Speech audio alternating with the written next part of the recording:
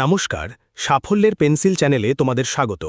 বন দপ্তরের তরফ থেকে নতুন নিয়োগ বিজ্ঞপ্তি জারি হয়েছে, যেখানে ক্লার্ক, ফরেস্ট গার্ড এবং এমটিএস পোস্টে সম্পূর্ণ পার্মানেন্টভাবে নিয়োগ করা হচ্ছে। এটি হলো পার্মানেন্ট সরকারি চাকরি, যেখানে নিজ নিজ জেলা থেকেই তোমরা ফর্ম ফিল আপ করতে পারবে।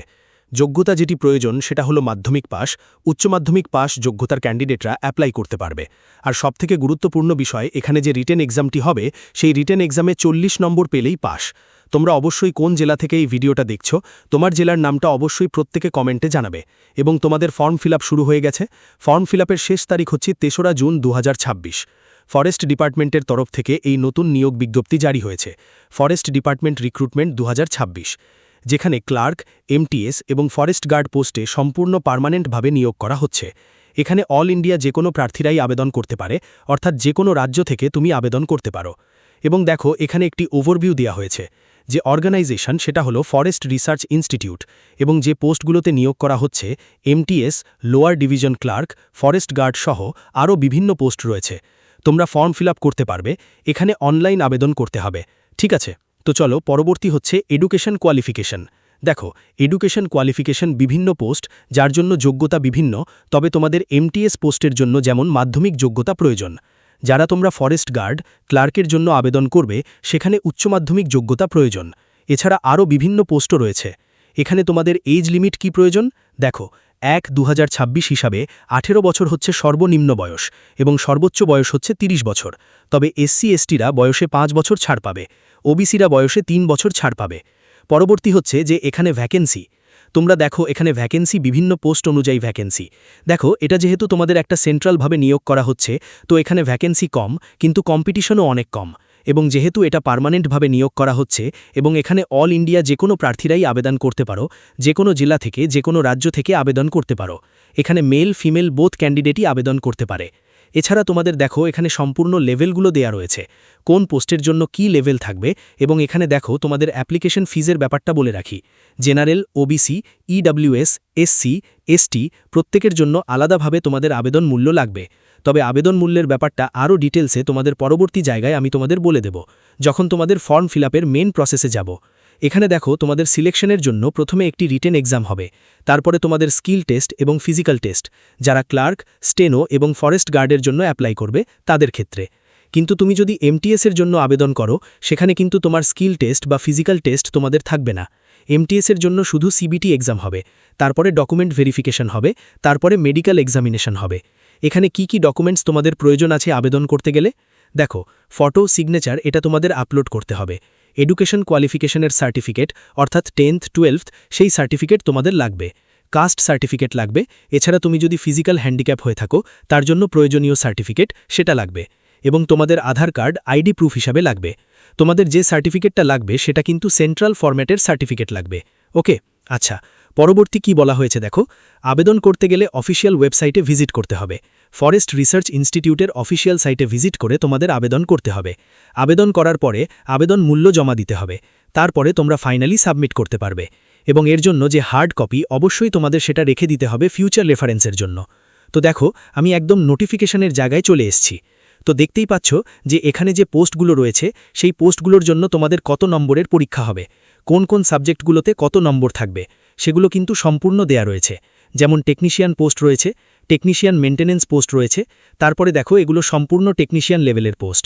এছাড়া দেখো, তোমাদের এলডিসি, লোয়ার ডিভিশন ক্লার্ক, এখানে quantitative aptitude, English language, general awareness, তারপরে জিআই, এগুলোর উপর তোমাদের 25 করে তোমাদের থাকবে।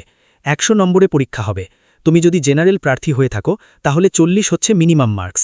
ঠিক আছে, তারপরে ফরেস্ট গার্ড পোস্ট রয়েছে, সেখানে 40 নম্বরে তোমাদের ফরেস্ট্রি রিলেটেড কিছু প্রশ্ন থাকবে। এরিথমেটিক, রিজনিংয়ের উপর তোমাদের 25 নম্বরের প্রশ্ন থাকবে। ইংলিশের উপর 10 নম্বর থাকবে, জেনারেল অ্যাওয়ারনেসের উপর 25 নম্বর থাকবে। তারপরে দেখো, তোমাদের স্টোর কিপার পোস্ট রয়েছে। তারপরে দেখো, স্টোর কিপারের পোস্টের পরে তারপরে রয়েছে লাইব্রেরি ইনফরমেশন অ্যাসিস্ট্যান্ট পোস্ট রয়েছে, এমটিএস পোস্ট রয়েছে। এমটিএস পোস্টের জন্য যেমন তোমাদের numerical aptitude, general awareness, general intelligence and reasoning, তারপরে জেনারেল ইংলিশের উপর তোমাদের 100 নম্বরের পরীক্ষা হবে। ঠিক আছে, তো এই হচ্ছে তোমাদের সম্পূর্ণ তোমাদের পরীক্ষার ব্যাপারটা বলে দিলাম। এবং 1/3 হচ্ছে নেগেটিভ মার্কিং। দেখো, তোমাদের টেকনিক্যাল পোস্টের জন্য 1/3 নেগেটিভ মার্কিং এবং ক্লার্ক পোস্টের জন্য 1/4 হচ্ছে নেগেটিভ মার্কিং। 2 ঘন্টা সময় পাবে। ঠিক আছে, সময়সীমা কিন্তু যথেষ্ট। 100 নম্বরের পরীক্ষায় 2 ঘন্টা সময় কিন্তু যথেষ্ট সময় দেয়া হয়েছে। ওকে, আচ্ছা, এর পরবর্তী আমরা দেখে নিই যে কোন পোস্টের জন্য কত কি শূন্যপদ রয়েছে। দেখো, এমটিএস পোস্টের জন্য আগেও বললাম যে পোস্টের শূন্যপদ দেখলে কিন্তু চলবে না, কারণ শূন্যপদ কম, এখানে কিন্তু কম্পিটিশনও অনেক কম। প্রথম কথা, এর ইনফরমেশন অনেকেই জানে না। যেমন দেখো, এখানে এমটিএস পোস্টের জন্য তোমাদের 10th পাস যোগ্যতা প্রয়োজন। তুমি যদি মাধ্যমিক পাস করে থাকো তাহলেই তুমি অ্যাপ্লাই করতে পারবে। বয়স যেটা প্রয়োজন 18 থেকে 27 বছর। বিভিন্ন পোস্ট অনুযায়ী বিভিন্ন রকম তোমাদের এজ লিমিট রয়েছে। তবে SC/ST যারা ক্যান্ডিডেট তারা 5 বছর, ওবিসি যারা ক্যান্ডিডেট তারা বয়সে 3 বছর ছাড় পেয়ে যাবে। এছাড়া যারা ফিজিক্যাল হ্যান্ডিক্যাপ তারাও আবেদন করতে পারে।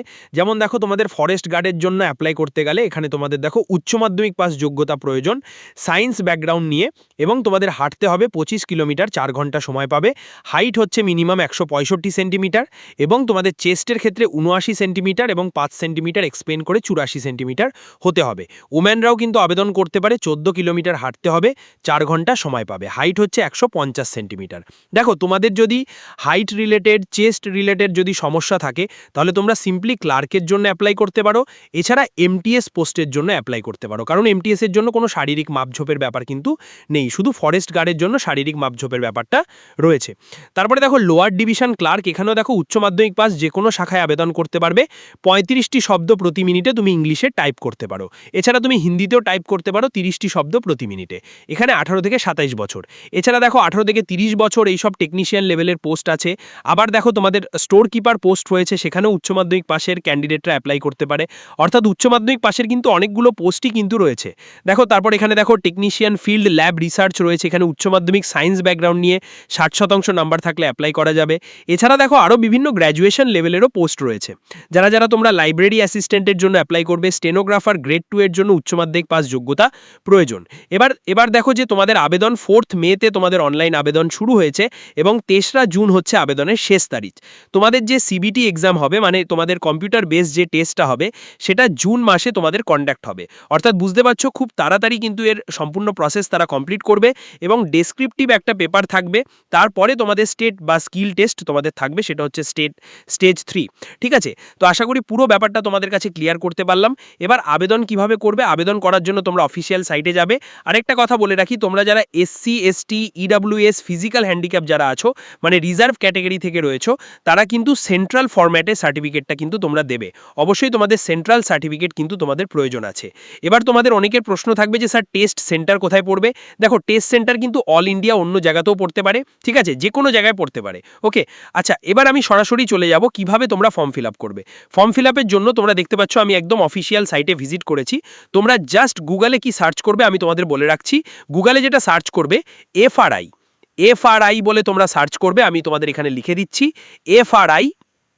ঠিক আছে, এফআরআই বলে সার্চ করবে। তারপরে দেখো, এফআরআই বলে সার্চ করলেই তোমরা কিন্তু দেখতে পাবে, এবং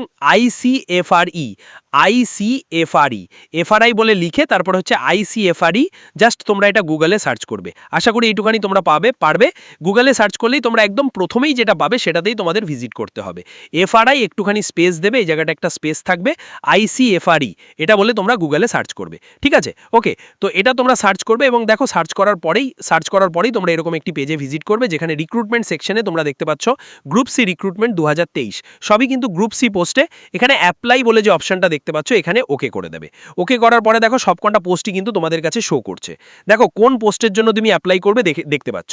তো অ্যাপ্লাই করার জন্য প্রথমে তোমাদের কি করতে হবে, তোমরা চাইলে এখানে দেখো ইনস্ট্রাকশন, ক্যান্ডিডেটের ইনস্ট্রাকশনগুলো তোমরা এখানে ফলো করতে পারো। এখানে সব ইনস্ট্রাকশনগুলো তোমাদের দেওয়া রয়েছে। যারা আবেদন করবে প্রথমে তোমাদের নিউ রেজিস্ট্রেশন অপশানে ক্লিক করতে হবে। নিউ রেজিস্ট্রেশন অপশানে ক্লিক করলাম।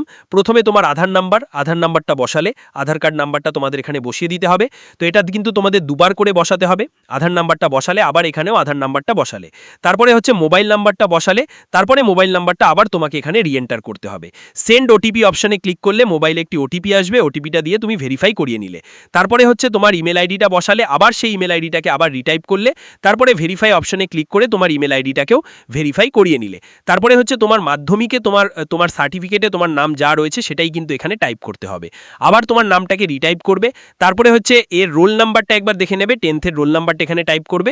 তারপরে হচ্ছে তুমি যদি তোমার নামে যদি চেঞ্জ করে থাকো তাহলে ইয়েস করবে ঠিক আছে, আর যদি না করে থাকো তাহলে এখানে নো করবে। এরপরে হচ্ছে ডেট অফ বার্থ, এখানে ডেট অফ বার্থটা এখানে বসিয়ে দেবে, তারপরে ডেট অফ বার্থ থেকে আবার এখানে রিএন্টার করতে হবে। জেন্ডার সিলেক্ট করবে, মেল না ফিমেল সেটা তুমি সিলেক্ট করবে, তারপরে হচ্ছে জেন্ডারটাকে আবার তোমাকে সিলেক্ট করতে হবে, তারপরে হচ্ছে ফাদার নেম তোমাকে এখানে টাইপ করতে হবে, তারপরে মাদার নেম এখানে টাইপ করতে হবে, মাদার নেম আবার তোমাকে কনফার্ম করতে হবে, ঠিক আছে। ফাদার নেম, মাদার নেম এবং মাদার নেম এখানে আবার তোমাকে কনফার্ম করতে হবে। তারপরে হচ্ছে অল্টারনেট মোবাইল নাম্বার, চাইলে দিতে পারো, না চাইলে নাও দিতে পারো। তারপরে সেভ অ্যান্ড নেক্সট অপশনে ক্লিক করে তোমাদের ফর্ম ফিল আপটাকে পুরো কমপ্লিট করতে হবে, ঠিক আছে। আশা করি ভিডিওটা ভালো লেগেছে। যদি ভিডিওটা ভালো লেগে থাকে অতি অবশ্যই ভিডিওটাতে একটি লাইক করবে, চ্যানেলটিকে সাবস্ক্রাইব করে বেল আইকনটাকে অল করে রাখবে। এখনের মতো এটুকুই, ধন্যবাদ।